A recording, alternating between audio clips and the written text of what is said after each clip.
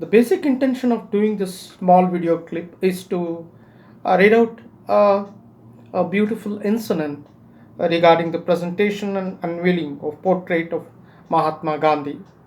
This has happened on 28th of August 1947.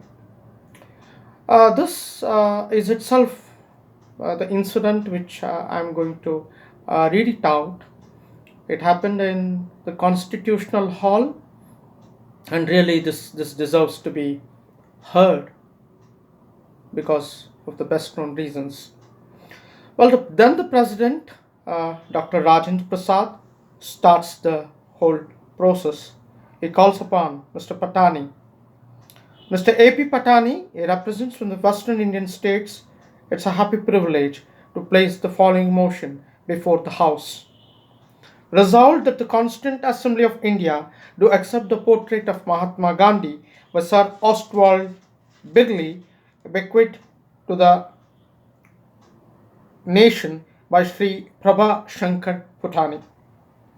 It is not possible to express in words the happiness I feel today, standing in this constant assembly of my country to discharge a trust and fulfill the wishes of my late father. The portrait that is to be unveiled presently was painted by a great portrait painter, Sir Ostwald Birkly, in England during the second round table conference, and my father purchased it, and I may inform the House that Sri Oswald had painted the portrait for himself. He agreed to part with it because my father wanted it and it was for India. When it arrived in India, however, it was put away carefully in its original packaging and we were not allowed to see it, neither the family nor the friends in England could obtain from him the information as to what is intent to do with it. But some time after the Act of 1935 was passed, he told me very privately that he intended to present to it to the nation when Sri Government of Indian Act was inaugurated. Time passed and there was a hope of the act was inaugurated. Time passed and there was no hope of that act coming into operation. My father passed away in February 13, 1938. Almost 10 minutes of the time when he planned to fly from Bhavnagar on 16th February to Haripura to meet Mahatma Ji. That program and the meeting was subsequently cancelled by other circumstances, but before his death, he told me 2 or 3 times to bear in mind this portrait and his wishes regarding the same. As I submitted, sir, the Act of 1935 did not materialize, but when the new government was to be established in the Act of 1947, I spoke of the message of my father, which I shall mention presently, and of the portrait of our Prime Minister, of the portrait to our Prime Minister Pandit Jawaharlal Nehru. That in brief, sir, in the history of this occasion. I'd like to take an opportunity to say a few words about Mahatma Ji. I do so with reverence and the great diffidence, for I am conscious that anything I say about Mahatma Ji would be like attempting to measure the mountain of Kailas with a foot rule. Or it is said that in Shastras, trying to describe the beauty and the grandeur of Himalayas in a pen and ink, and yet I myself and some other honorable members of the House may be permitted to take a little pride that we belong to Kaitwar, that land of Krishna, Sudhama, Nasi Mehta, Dayanand Saraswati, and Mahatma Gandhiji. If we take a pride in this fact, we should also try and follow these examples, especially the examples of Mahatma Ji, whom he lived for with and seen, for he has been and is a friend of princes and the people. He belongs himself really to no community, he has no country, he has no home, the world is his home.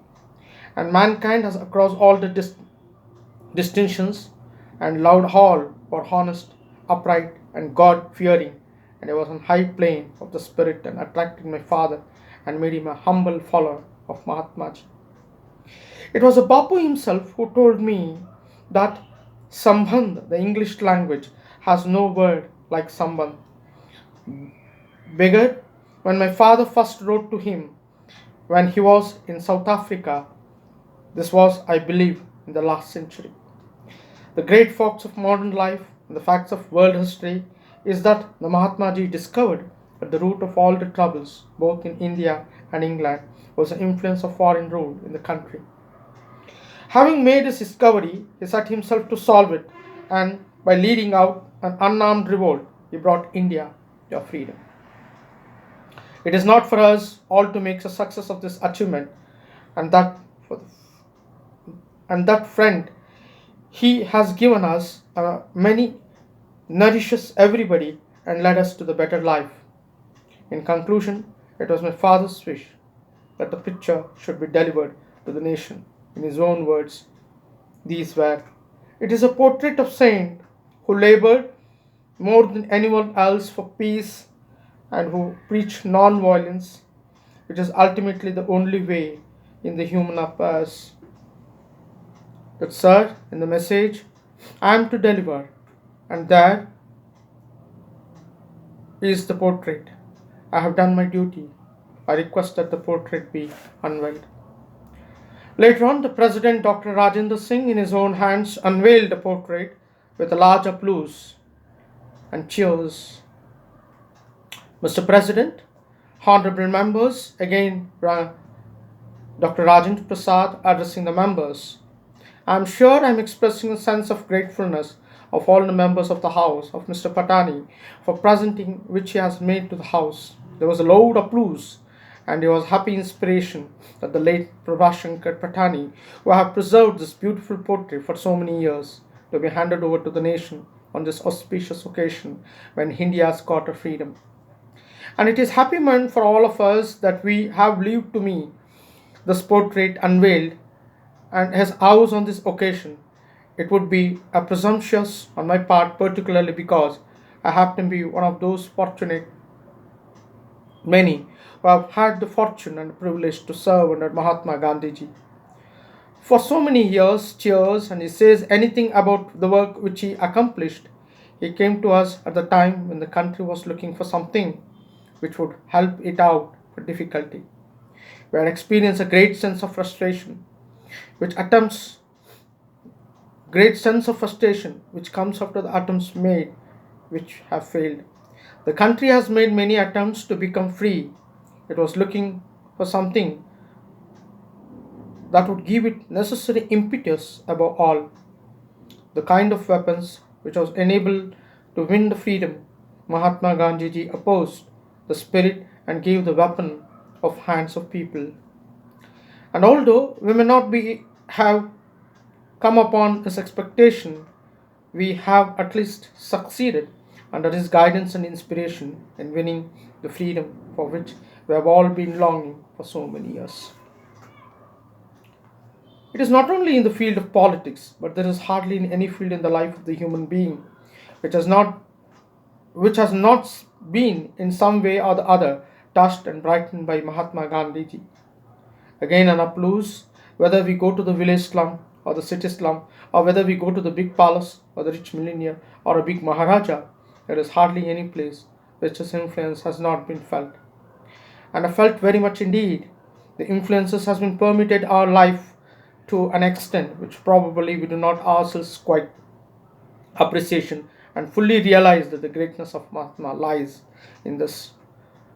That is, the time passes, as the age passes, the influences which has been exercised not only to our eyes but on the current world history will be a more and more appreciated and more refused.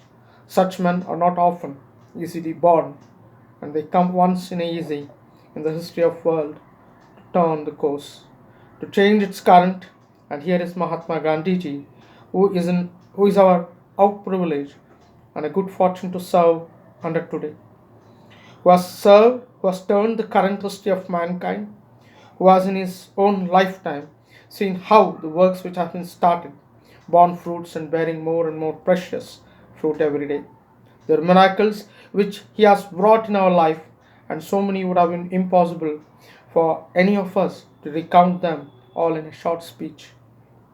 We all know how we have made the heroes out of clay, how we have molded men of ordinary caliber into a man of great capacity, of great culture, and a great achievement.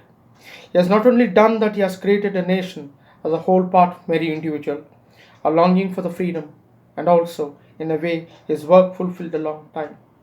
So it is that we stand here today to pay a homage. This picture which has been presented for us will be a will be in this house, reminding every member also to sit in those benches of the great part which had played in our history and the world history at most critical and momentous time. It will remind the members of the great duty which we owe to the country. It will remind all of us the great heritage which he represents and which we all of us have got, got from our forefathers. And above all, it will remind us how the freedom that we have won has to be utilized for the good of all. Let us hope that this picture will serve the purpose and shall prove the worthy of the great Mahatma who had led us to this goal. There is a loud cheers will be there. On behalf of the House, I finally accept this portrait. I hope you will all agree to this. Finally, a member, Sri H.V. Kamath, stood up. Mr. President, may I say in all humility, venture to suggest that it will be essential in the fitness of the thing if, alongside this magnificent portrait of Mahatma Gandhi, the father of Indian struggle, the hall of the assembly was adorned with a portrait of Lokman Balgangadhar Tilak, as well as the father of the Indian Revolution, as and again the father of the Indian unrest, and also that of the Netaji Subhash Chandra Bose, the father of Indian Revolution, that sir will be a thoroughly adequate and pictorially symbolic representation of the three distincts.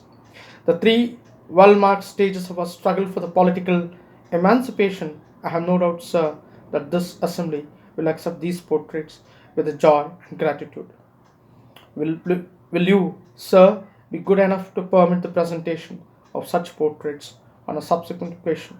Mr. President, the House will now adjourn at 10 o'clock tomorrow. The Assembly will adjourn till Friday, 29th of August 1947 at 10 a.m. The source from the Constant Assembly debates, and this has been dedicated